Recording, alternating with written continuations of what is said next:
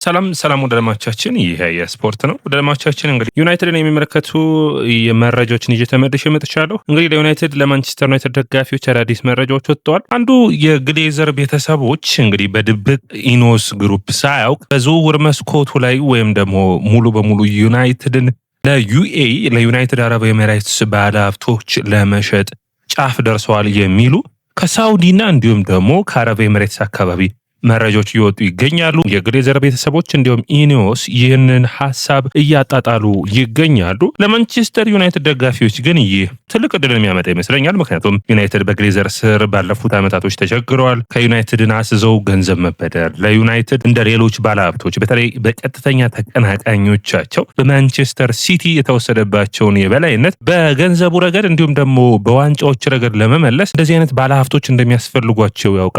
ስለዚህ ዩናይትድ በሚቀጥሉት ጊዜያቶች አንዱ ሊሆን የሚችለው የባለቤት ልወጣ ወይም ደግሞ የባለቤትነት ቅያሪ ነው። ማንቸስተር ዩናይትድ በአረብ ኤሚሬትሶች የመያዝ ዕድል ይኖረዋል ወይ? እንግዲህ ለዩናይትድ ለግሌዘር ቤተሰቦች ከ5 ቢሊዮን ዶላር በላይ ነው ያቀረቡት። ይህ እንግዲህ ለዩናይትድ በጣም ትልቅና አስደሳች ዜና ይሆናል ብዬ አስባለሁ። በተለይ ግሌዘር ቤተሰቦች እነዚህ የአሜሪካን ባለሀብቶች ዩናይትድን ማጥ ውስጥ ነው የከተቱት ማለት ይቻላል። ዩናይትድ ከነበረው አቅም ካለው ፐርፎርማንስ አንጻር ባለፉትን ዓመታቶች ከዩናይትድ ብር ከመውሰድ ውጭ ዩናይትድ ወደ ነበረበትና ወደ ጥሩ ብቃቱ ማምጣት አልቻሉም። ያው የግሌዘር ቤተሰቦች ብቻ ተጠያቂ አይደሉም። የመጡት አሰልጣኞች፣ ተጫዋቾቹ ብዙም እንግዲህ መውሰድ የሚችሉ ናቸው። ኢኒዮስ ግሩፕ ያለፉትን እንግዲህ አሁን እንኳን ወደ 2 ዓመት ሊጠጋቸው ነው የሚሆነው ጥረቶችን እያደረጉ ይገኛሉ። ነገር ግን ውጤታማ ዩናይትድን እየታየ አይደለም። ስለዚህ የባለቤት ቅየራ ወይም የባለቤት ለውጥ የሚያመጣ ከሆነ የሚጠበቅ ነው የሚሆነው። ሰላም ወዳጆቻችን፣ ይህ የስፖርት ነው። በየዕለቱ ዩናይትድን የሚመለከቱ መረጃዎችን የምናቀርብላችሁ ፕሮግራም ነው። አርሰናልንም እንዲሁም ሌሎችን መረጃዎች እናመጣለን። ስለዚህ በአጠቃላይ የስፖርትን ላይክ፣ ሼር፣ ኮሜንት፣ ሰብስክራይብ ማድረጋችሁን አትርሱ። የናንተ ላይክ፣ ሼር፣ ኮሜንት፣ ሰብስክራይብ ብዙዎቹ ጋር እንድንደርስ ያግዘናል። የኢኒዮስ ግሩፕ ወደ ዩናይትድ ቤት ከመጡ ጊዜ አንስቶ ለውጦችን ለማምጣት ሞክረዋል። ዩናይትድ በጊዜው የነበረበትን የባንክ ችግር ፈተውለት ውጤታማ ለማድረግ ሞክረዋል። ሩበን አሞሪምን ተክተዋል። በቅርብ እንግዲህ ሰር ጂም ራትክሊፍ ንግግሮችን እያደረጉ ነበር። ማይክል አርቴታ አርሰናል ብዙ ጊዜ ስለሰጠው ነው ይህንን ያክል ለውጦች አምጥቶ ዋንጫዎችን ለአርሰናል ሊያመጣ የሚችለውና የሚሞክረው። የአርሰናል ለውጥ አይተናል። ስለዚህ ዩናይትድ የሚለወጠው መታገስ ይጠበቅባቸዋል። ደጋፊዎቹ ሊታገሱ ይጠበቃል። እኛም ሩበን አሞሪምን እንታገሰዋለን በማለት አስተያየታቸውን ሰጥተዋል። እንግዲህ ራትክሊፍ ከዩናይትድ 27.7%ቱን ድርሻ ወስደው አዲሱን የካሪንግተን ማዕከል ደሳን አድርገዋል። ነገር ግን አሁንም ቢሆን ዩናይትድ ቤት ውጤት ጠፍቷል። ያ ደግሞ የዩናይትድ ደጋፊ ከመጠን በላይ የሚያስጨንቅ ነው። ኦልድ ትራፎርድን በአዲስ ስታዲየም የመቀየር እቅድ አለ። እነዚህ ሁሉ ሀሳቦች እያሉ ዩናይትድ ቤት ሌሎች መረጃዎችንም የምናቀርብላችሁ ይሆናል። ነገር ግን ሩበን አሞሪም እንዲሁም ደግሞ ሰር ጂም ራትክሊፍ ግሌዘር ቤተሰቦች ወደ ዩናይትድ አረብ ኤሚሬትስ ዩናይትድን የሚገዛ ከሆነ ትልቅ ለውጥ ይመጣል ተብሎ ይጠበቃል። አንዱ የሚያደርጉት የሚሆነው ከዩናይትድ የቀድሞ ተጫዋቾችን እንደ አምባሳደር አድርገው የቦርድ አባል ያደርጉና ሌሎች ቡድኖች እንደሚያደርጉት ከፍተኛ የሆነ ለውጥን ያመጣሉ ተብሎ ይጠበቃል። ይህ የመጀመሪያው መረጃችን ነው። ለደማቻችን ሌሎች መረጃዎችን ልጨምር። እንግዲህ ዩናይትድ በዝውውር መስኮቱ ላይ በተለይ በጥር ትልቁ የዝውውር መስኮቱ አንዱ የአማካይ መስመር ለማስፈረም ነው። ያንን ጥረትን እንደሚያደርጉ ትናንትና ፋብሪዚዮ ሮማኖ መረጃዎችን አወጥቷል። ፋብሪዚዮ ሮማኖ ምንድነው ያለው? ዩናይትድ በጥር የዝውውር መስኮት አማካይ ለማስፈረም ተመልሶ ይመጣል ወደ ዝውውር መስኮቱ ብሏል። ይህ ማለት እንግዲህ በአማካይ መስመር ላይ ዩናይትዶች የያዟቸው የተጫዋቾች ዝርዝር አሉ። ባለፉትም የሞከሩት አንዱ ኤሊት አንደርሰን ነው ከኖቲንጋም ፎረስት። ነገር ግን በጥር ለማስፈረም ይህንን ተጫዋች አስቸጋሪ ይሆናል ተብሎ ይጠበቃል። ኮነር ጋላገር፣ ሉሺያን አጉሜ ሶስተኛው ተጫዋች ነው። አዳም ዋርተን እና ካርሎስ ባሊባ እነዚህን ነው የሚፈልጓቸው። ነገር ግን በአንድ ዝውውር መስኮት ይህንን ሁሉ ተጫዋቾች ያስፈርማሉ ማለት አይደለም። ስለዚህ ዩናይትድ በቀጥታ ሊያደርጉት የሚጠበቀው አንዱ የኮነር ጋላገር፣ የሉሺያን አጉሜ ቀለል ያሉ ዝውውሮች ይሆናሉ። ነገር ግን የባሊባም አሁን እንግዲህ በብራይተን ጥሩ ፐርፎርማንሱን እያሳየ አይደለም። ስለዚህ ይህንን ተጫዋች ብራይተኖች ዋጋው ሳይቀንስ ለመልቀቅ የሚያስቡ ከሆነ ዩናይትድ መዳረሻው ይሆናል ተብሎ የሚጠበቅ ነው የሚሆነው። በአጠቃላይ እንግዲህ በዝውውር መስኮቱ ላይ ዩናይትድ የመሳተፍ ዓላማው የመሳተፍ እቅዱና ውጤታማ ማድረግ ይፈልጋሉ። ለሩበን አሞሪም ትክክለኛውን የአማካይ ተጫዋች ለማምጣት ያስባሉ። ሌሎች ተጫዋቾችም ዩናይትድ በጥር አንድ ተጫዋች ያስፈርማል ማለት ነው እንጂ በክረምት የሚመለሱ ይሆናል። ብሩኖ ፈርናንዴዝ እና የሳውዲ አረቢያ ክለቦች አሁንም ስማቸው እየተያዘ ነው። ነገር ግን ብሩኖ ፈርናንዴዝን ዩናይትድ ለመልቀቅ እስከ 60 ሚሊዮን ፓውንድ ይፈልጋሉ። ያንን የሚያገኙ ከሆነ በተለይ ብሩኖ ፈርናንዴዝን ለመተካት ትክክለኛው ተጫዋች አዳም ዋርተን ነው ብለው ያስባሉ። አዳም ዋርተን በክረምት የዝውውር መስኮት 65 ሚሊዮን ፓውንድ የመልቀቂያ አንቀጽ እንደሚኖረው ይታወቃል። ስለዚህ ዩናይትድ፣ ሊቨርፑል እንዲሁም ሌሎች ቡድኖች የሚፎካከሩበት ተጫዋች ይሆናል። በተለይ ሪያል ማድሪድ ሁሉ የሚጠበቁ ነው የሚሆኑት። ስለዚህ ይህ ፉክክር የሚጠበቅ ነው የሚሆነው። ዩናይትድ ይህንን ተጫዋች ለማስፈረም የሚፈልግ ነው የሚሆነው። ባሊባ፣ አዳም ዋርተን ወይስ ኤሌት አንደርሰን እንግዲህ ጊዜው ሲደርስ የምናይ ነው የሚሆነው። ባሊባ የካዝሜሮ ቀጥተኛ ተተኪ ነው የሚሆነው። የብሩኖ ፈርናንዴዝ ደግሞ አዳም ዋርተን። ስለዚህ እነዚህ ተጫዋቾች በእርስ በራስ ፉክክሮችን የሚያደርጉ ይሆናል ተብሎ የሚጠበቅ ነው የሚሆነው። በአጠቃላይ እንደ ቡድን እንደ ትልቅም እሳቤ ዩናይትዶች ጠንካራ ፉክክርን በዝውውር መስኮት ውስጥ ያደርጋሉ ተብሎ የሚጠበቅ ነው የሚሆነው።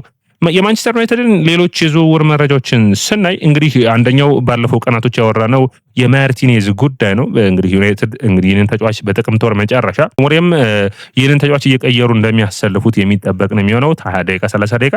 ከዳር ወር በኋላ ግን በቋሚነት ለመጫወት የሚችል ነው የሚሆነው። ስለዚህ እዛ ቦታ ላይ ደግሞ እንደ ሉክ ሻው እና ኤደን ሄቨን ያሉ ስለዚህ ተቀዳሚ ተመራጩ ይህ ተጫዋች ይሆናል ተብሎ ይጠበቃል። እንግዲህ በማጥቃቱ ረገድ ወደ ፉልባክነቱ ሚና የሉክሻው ተጫዋቹ ወደዛ የሚያቀና ይሆናል ተብሎ ይጠበቃል። እንግዲህ ሉክሻው የዶርጉን የሚፎካከር ይሆናል ተብሎ ይጠበቃል። ነገር ግን ያ ፊትነስ አለ ወይ ትልቁ መጠየቅ ያለበት ሐሳብ ነው። ዩናይትዶች በክረምት የዝውውር መስኮት ማርክ ጉሂን በነፃ የማስፈረም ፍላጎት እንዳላቸው የዝውውር መረጃዎቹ ይጠቁማሉ። ዩናይትድ እንግዲህ የማርክ ጉሂ በዝውውር መስኮት ላይ የመጨረሻዎቹ ቀናቶች ወደ ሊቨርፑል የሚያደርገው ዝውውር እንደተቋረጠ ይታወቃል። ማድሪድ፣ ባርሴሎና፣ ዩናይትድ፣ ባየር ሙኒክ እነዚህ ሁሉ የዚህ ተጫዋች ፈላጊ ናቸው። ዩናይትዶች በተለይ የማጓየር ዝውውር ወይም የማጓየር ኮንትራት ማደሻ የማይሳካ ከሆነ ይህንን ተጫዋች በማምጣት እንግዲህ ዩናይትዶች በተለይ የሚያስቡትን የሌኒ ዩሮ ከዛ ውጭ ደግሞ ዲያጎ ዳሎትና ማርክ ጉሂን በተከላካይ መስመር ማሰለፍ ይፈልጋሉ። ይህ ማለት እንግዲህ ከኦሊቨር ግላስነር በቀጥታ ወደ ሩበን አሞሪም 3-4-3 የሚመጣ ይሆናል። በ3-4-3 በጣም ምርጥ ብቃታቸውን ካሳዩ ተጫዋቾች ውስጥ አንዱ ነው። ልምዱ በአምበልነት ፓላስን የመራበት ጊዜ። ስለዚህ ለዩናይትድ በነፃ የሚገኝ ትልቅ ዕድል ነው የሚሆነው። ነገር ግን ሊቨርፑልን እንዲሁም ሌሎች ቡድኖችን ማለፍ ከዩናይትድ የሚጠበቅ ነው የሚሆነው። እነዚህን ግን ማሳካት ይችላሉ ወይ? በሚቀጥሉት ጊዜያቶች የምናይ ነው የሚሆነው። ወደ አድማቻችን ሌላኛው መረጃችን የሚሆነው እንግዲህ የማጓየር አዲስ ኮንትራት ጉዳይ ነው። ድርድሮች እየተደረጉ ነው። ፋብሪዚዮ ሮማኖም እየዘገበ እንደሚገኘው ተጫዋቹ በዩናይትድ ቤት የመቆየት ዕድል ሊኖረው ይችላል። ድርድሮቹ ውጤታማ ከሆኑ ተጫዋቹ በዩናይትድ ቤት ይቆያል። ነገር ግን ኮንትራቱ ላይ የደሞዙ እንዲቀንስ የዩናይትድ ኃላፊዎች ጠይቀውታል። ያንን ያደርጋል ወይ? እስከምን ያክልስ ይቀንሳል የሚለው ይጠይቃል። ዩናይትድ እንግዲህ የሚፈልገው 50% የሆነውን ደሞዙ እንዲቀንስ ነው። ኦልሞስት ከ90,000 ድረስ ሳምንታዊ ደሞዝ እንዲሆንለት ነው የሚፈልጉ ከ90,000 እስከ 100,000 ማለት ነው። ያንን የመፈረም ፍላጎት ካለው በዩናይትድ ቤት የመቆየት ዕድል ይኖረዋል። እንግዲህ ወደ አድማቻችን ሌላኛው መረጃችን የሚሆነው አንቶን ሴማዮን በሚመለከት ዛሬም አዳዲስ መረጃዎች እየወጡ ነው የሚገኙት። አንቶን ሴማዮ እንግዲህ በእንግሊዝ ፕሪሚየር ሊግ ዩናይትድ በክረምት የዝውውር መስኮት ለማስፈረም ጥረታቸውን አድርገው ድርድሮቹን ሁሉ እንዳደረጉ ሩበን አሞሪም እራት ጋብዘውት አብረው እንዳወሩ አሁን ደግሞ አሌክስ ክሮክ እንዳነሳው ከሆነ አሁን ባለፉት 7 የእንግሊዝ ፕሪሚየር ሊግ ጨዋታዎች የአንቶን ሴማዮን አይነት ድንቅ ብቃት ያለው ተጫዋች እያየን አይደለንም። ስለዚህ ሴማዮን ለማስፈረም ዩናይትዶች በክረምቱ የመመለስ ዕድል አላቸው። 75 ሚሊዮን ፓውንድ የማቅረብ ፍላጎት አላቸው። ያ ማለት አንዱ ዩናይትድ ይህንን ተጫዋች የሚያስፈርመው በተመላላሽ ቦታ ላይ የሚሰለፋል ብለው ያስባሉ። እንደ ፓትሪክ ዶርጉ እንዲሁም ደግሞ ዲያጎ ዳሎትን በተመላላሽ መልኩ ላይ ጥሩ እየሰሩ አይደሉም። እንግዲህ ባክፎር ተጫዋቾቹ ነው የታዩት። በሚያጠቁበት ጊዜ ውጤታማ ጎሎችን ያስቆጠሩ አይደሉም። ስለዚህ ይህ ተጫዋች ያንን ቦታ ይሸፍናል ተብሎ የሚጠበቅ ነው የሚሆነው። ሌላኛው መረጃ እንግዲህ ቤን ጃኮብስ ታዋቂው ጋዜጠኛ እንደሚናገረው ሃሪ ኬን ወደ ማንቸስተር ዩናይትድ የመምጣት ዕድል ሊኖረው ይችላል የሚሉ መረጃዎችን አቅርቧል። ሃሪ ኬን እንግዲህ በዚህ ውድድር ዓመት መጨረሻ ላይ ከባየር ሙኒክ መልቀቅ ቢፈልግ ከሆነ የመልቀቅ ዕድል ይኖረዋል። እንግዲህ አንዱ የዚህ ተጫዋች አድናቂና ፈላጊ የሆኑት የቀድሞ ክለቡ ቶተንሃም ናቸው። ሁለተኛው መነሳት የሚጠበቅበት እንግዲህ ዩናይትድ ነው መጥቷል። ሴስኮና ሃሪ ኬንን ዩናይትድ የሚቀጥለው ውድድር ዓመት ያጥቂ ለማድረግ ይፈልጋሉ። ያው ሴስኮን እንዲያሰለጥነው ሃሪኬንን ለማምጣት ያስባሉ። ሃሪኬን ባለፈው ውድድር ዓመት እንግዲህ ወደ ቡንደስሊጋው ከሄደ አንስቶ 36 ጎሎችን 26 ጎሎችን ባለፈው ዓመት ደግሞ አስመዝግቧል። ዘንድሮ ግን በጣም ምርጥ ብቃቱ ላይ ነው የሚገኘው። እስካሁን ድረስ በቡንደስሊጋ 11 ጎሎችን በመላው በሁሉም ውድድር ደግሞ 18 ጎሎችና 3 አሲስቶችን አድርጓል። በየ45 ደቂቃው ወይም ጎል ወይም አሲስት የሚያደርግበት ነው ያለው። በቻምፒዮንስ ሊግ 4 ጎሎችን እያስቆጠረ ነው የሚገኘው። ዩናይትድ ይህንን ተጫዋች ማምጣት የሚችል ከሆነ ለሚቀጥሉት 2 ዓመታት አትሊስት በተጫዋቹ ምርጥ ፐርፎርማንሱ ዩናይትድን የሚያግዝ ይሆናል። በአምበልነት አመራሩ የእንግሊዝ ፕሪሚየር ሊግን መረዳቱ ለዩናይትድ በተለይ በልምዱ ረገድ በጣም የሚያግዝና ተወዳጅ ተጫዋች ይሆናል ተብሎ ይታሰባል። ስለዚህ ዩናይትድ ይህንን ተጫዋች ለማስፈረም እንግዲህ በክረምት ውስጥ ከ50 ሚሊዮን ፓውንድ ሊያወጣ ይችላል። ይህ ማለት እንግዲህ ዩናይትድ ባሉበት ሁኔታዎች ሁሉ አሁንም ትልልቅ ተጫዋቾችን ይፈልጋሉ። ነገር ግን ይህ ተጫዋች ወደ ዩናይትድ ለመምጣት ዩናይትድ በአውሮፓ ቻምፒዮንስ ሊግ ላይ ተሳትፎን ማግኘት የሚጠበቅበት ይመስለኛል። ወደ አድማቻችን እነዚህ እንግዲህ አጠራጠር ያሉ ዩናይትድን የሚመለከቱ አዳዲስ መረጃዎች ናቸው። የየስፖርትን ላይክ፣ ሼር፣ ኮሜንት፣ ሰብስክራይብ ማድረጋችሁን አትርሱ።